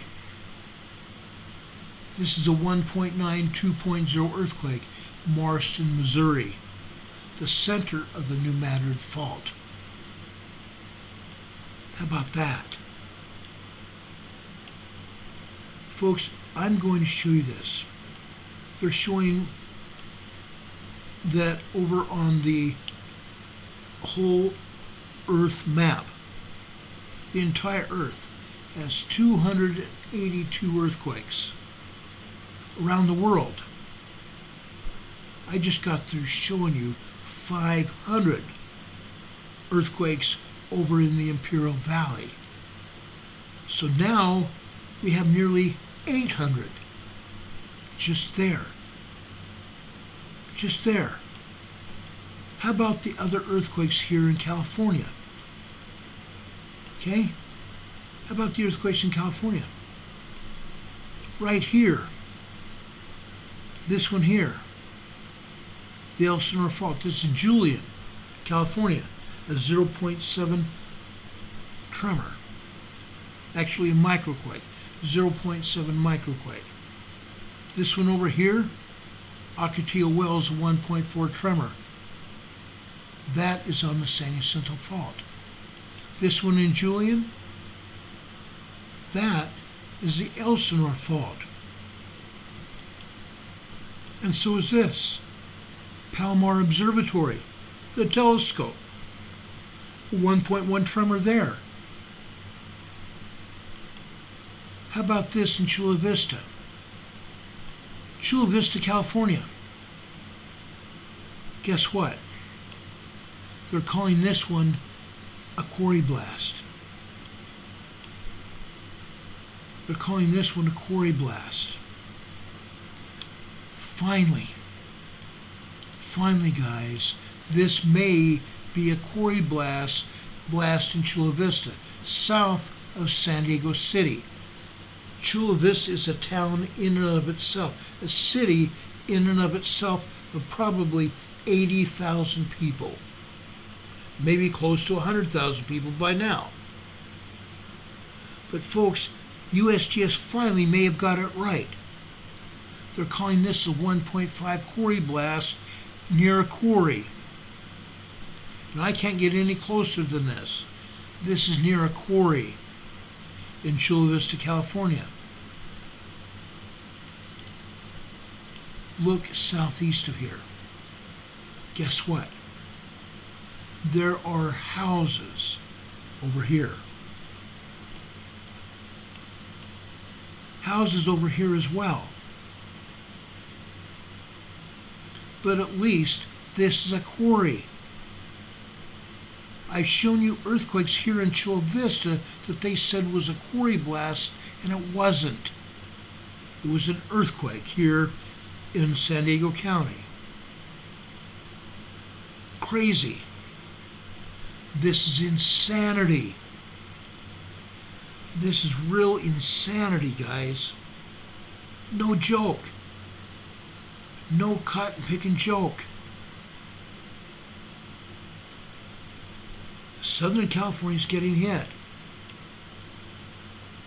Just for kicks and giggles. Guess what I'm going to do? Guess what I'm doing right here? You want to know where the San Diego Gas and Electric Building is?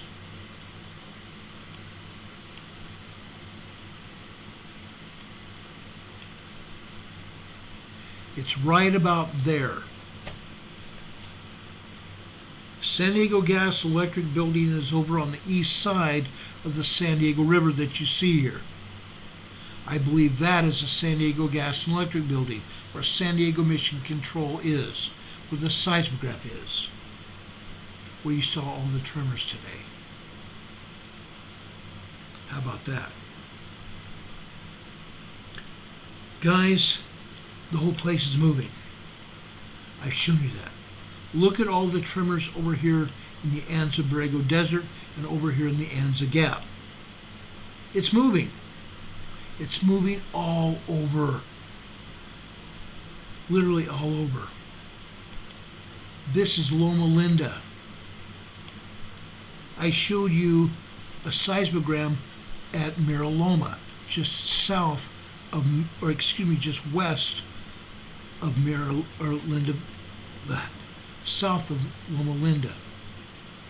Okay, this is a 0.7 microquake in Loma Linda. Folks, this is Mira Loma right there. That's Mira Loma. You saw all the tremors here at Mira Loma, didn't you? It's all over. But they're not going to show them to us, are they? Oh, heaven forbid. They're not going to show them to us. Heaven forbid they will admit that there's a larger earthquake going to hit here. Not going to happen. Not going to happen. This earthquake is over in the northern end of the Mojave Desert. Big Pine, California, a 3.0 earthquake. How about that? How about that? Over here in the southern end of the Cascadia region here, this is a 2.3 near Ferndale, California, where they had a lot of earthquake damage from the 8.6 earthquake, excuse me, not 8.6, 8.0 earthquake that hit here several months ago. This is another aftershock from that 8.0 earthquake from several months ago. Yes, there's going to be a large earthquake here in the Pacific Northwest. It's bound to happen. It's bound to happen. This earthquake here is Kamano, Washington. It was a 3.1 earthquake today. Kamano, Washington, a 3.0 or 3.1 earthquake. Small earthquake. Small earthquake. Felt earthquake. Right here. These are west and southwest from Mount Rainier. This is 0.8 microquake. This is 0.9 microquake. This is a 0.2 microquake west of Mount Rainier. They're not even accepting the idea of there being microquakes and tremors and earthquakes hitting Mount Rainier. They won't even accept that. Yesterday I showed those to you at St. Helens, Rainier, and volcanoes south to Mount Shasta and Lassen in Northern California. They're there.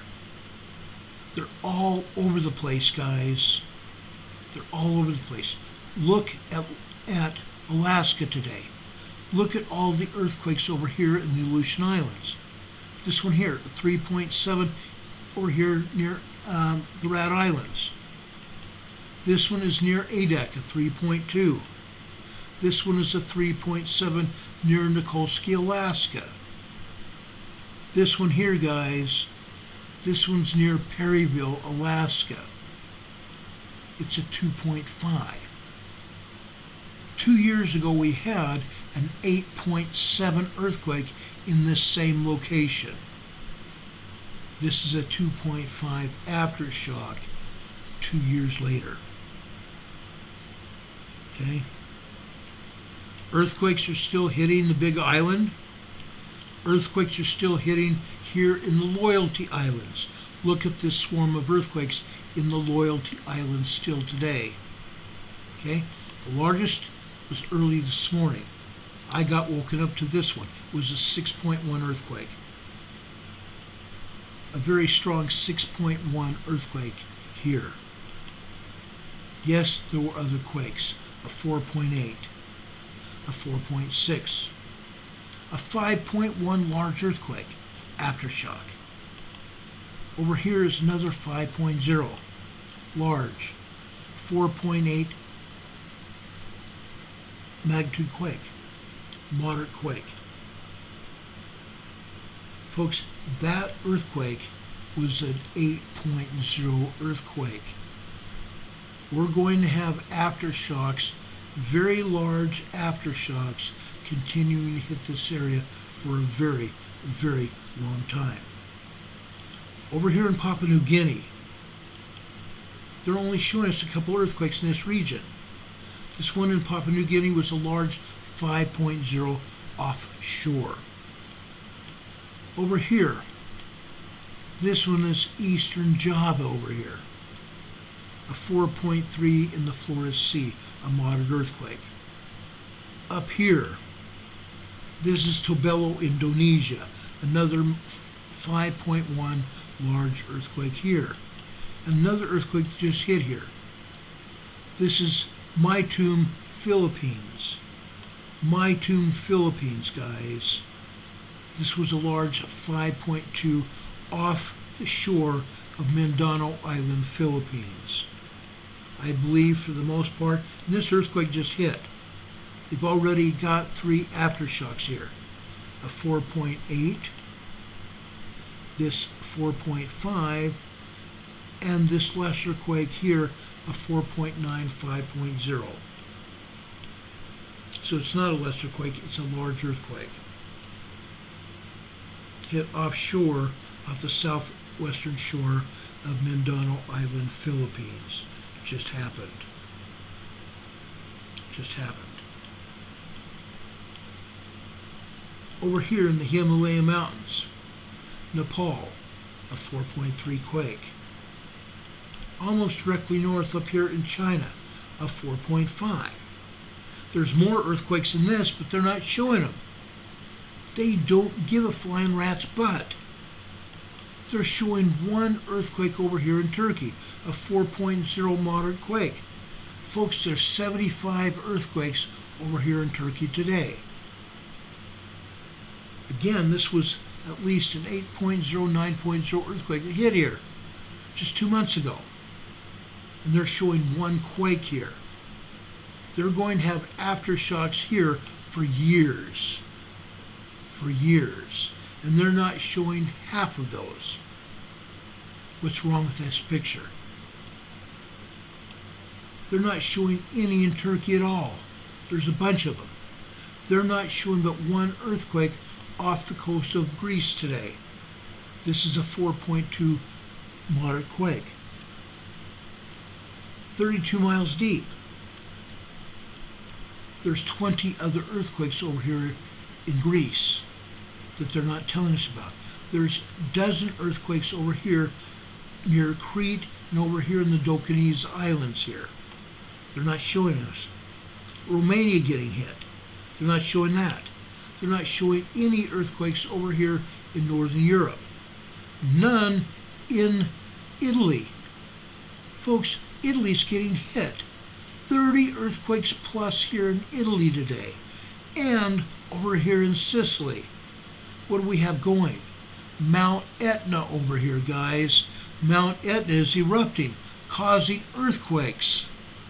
They're not showing any of them. None of them. What's wrong with that picture? Over here in the Alps, the Italian Alps, the French Alps, the Swiss Alps, there's earthquakes, but not one mention. Not even one. Over here in the border area of France and Spain, they have a handful of quakes here. Not any of them being said anything about. Nothing being shown here in Spain, and there are earthquakes in Spain. There's earthquakes around here, the Strait of Gibraltar as well. Nobody's saying anything about those. And in the Azores, guys, earthquakes in Scandinavia, they're not saying anything about. Earthquakes over here in Iceland. 20 earthquakes here in Iceland, not saying anything about. Why not? Why not? Puerto Rico. They're talking about Puerto Rico here. And over here in the U.S. Virgin Islands here. 3.4 here. Up at the Cayman Ridge here, north of Puerto Rico, we have a 3.3. South of there, we have a 3.9. both small quakes. Over here between the Virgin Islands and Puerto Rico, this is Charlotte Amale, U.S. Virgin Islands, a 2.6. Over here in southwestern Puerto Rico, these are aftershocks of an 8.0 and an 8.4 earthquake that hit here 4 years ago. And a newer earthquake that hit here right now, a 2.0 earthquake. I believe most of these are 2.0, 2.5 earthquakes. This one's a 2.2. Okay? I'm amazed that USGS even says that. They're showing one earthquake off the coast of Central America here. And actually this is south and west of Mexico. A 4.3 earthquake here on the Cocos Plate. But they're not showing any earthquakes here in Mexico other than that. Not showing anything in Central America. There are. There are earthquakes over here in Chile and Argentina, Peru, and Colombia. Not showing them. Showing this one here, Coquimbo, Chile. Coquimbo, Chile, a 4.3 here. Coquimbo, 10 years ago, 13 years ago, had an 8.0. 13 years ago. Over here, in south central Chile, this is a 4.2 earthquake here, a moderate earthquake. They're showing two. Only two. Why are they not showing all of them? USGS, where's your mind? Where's your mind? You're certainly not gaining points for me. And sorry guys, I'm harping on them.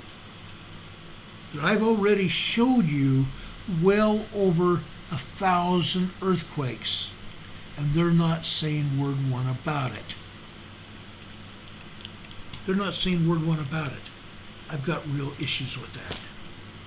The whole world's coming apart. All the plates are moving. All the plates are moving, guys. During the weekend. During the weekend, we had a 6.3 earthquake over here at Prince Edward Island, just southeast of Africa here. Southeast from Cape Horn, South Africa. Okay? Yeah, they showed it, but they're still not showing any aftershocks from that earthquake. None. I don't get it. I don't get it. Oh my golly gee. Earthquake in the Philippines. Oh, we showed you that. Yeah, we showed you that. Okay, guys, I'm going to get out of this. Does anybody have any questions? Does anybody have any questions?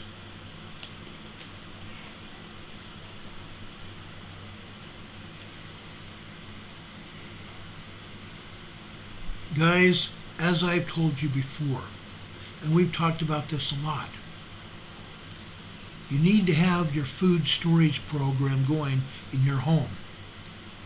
Every week when you go to the store, buy one more can of something that you already use, or one more package of something that you already use, and then keep it. And every week you buy one more something of something you need or something you want. That way you're building up your food storage. You can also have survival food. We talked about that. You need to have an emergency supply kit, medicine and everything else. You need to have clothing. You need to have water. You also need a plan. You need to have an emergency preparedness plan, and I'm hoping those people over in Guam and the Northern Mariana Islands have an emergency preparedness plan to be able to escape the deadly winds and storm surge and the rain from that typhoon, already a Category 4. Okay? Already. Before I go tonight, I want to leave you with a word from the scriptures. This comes from 1 Peter chapter 3, verse 15. But sanctify the Lord God in your hearts, and be ready always to give an answer to every man that asketh you a reason of the hope that is in you with meekness and fear. What is he trying to say here? Be ready to open your mouths and to talk to people and share your testimony of the gospel of Jesus Christ, the Son of the living God. Open your mouths, and your mouth will be filled with the Word of God to those people that need to hear the gospel of Jesus Christ. I pray that you will take this message and share the gospel with everybody. Please, folks, share this program with everybody worldwide. Let everybody you know about this program. We've talked about earthquakes all over the world. We talked about a major typhoon about to hit Guam and the Mariana Islands, and then the Philippines. It's going to be a major storm, and people can be killed. People can be seriously hurt. Tell everybody about it. Share this program far and wide. Your family, extended family, your neighbors, your friends, your social media contacts, and even the people you work with. Share this program far and wide. And while you're doing it, make sure you're still subscribed, and make sure you hit that bell icon to make sure you get notified when we come on the air. That's also very important. Also, before you leave tonight, make sure you hit the like button, the thumbs up. Please do that, guys. It's necessary so this program can be seen by many other people on YouTube. If the numbers aren't there, YouTube's not going to share this program. We're getting more and more people watching.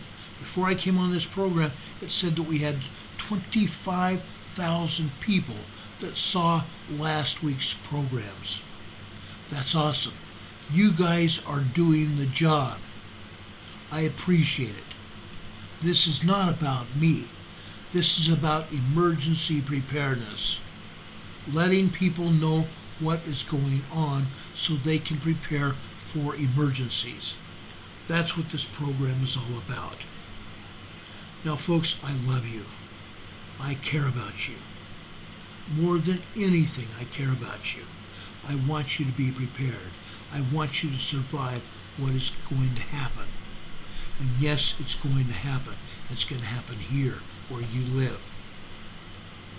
A lot of political crap is going on. Our lives are in danger every day. Yeah, they're trying to kill us.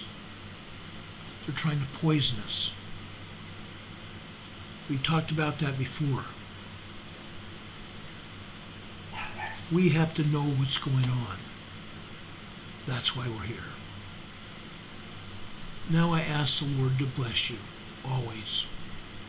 God be with you, brothers and sisters, until we meet again. I hope you have a good night and a better tomorrow. If anything else happens, we'll be back on the air to tell you about it as soon as the information becomes available.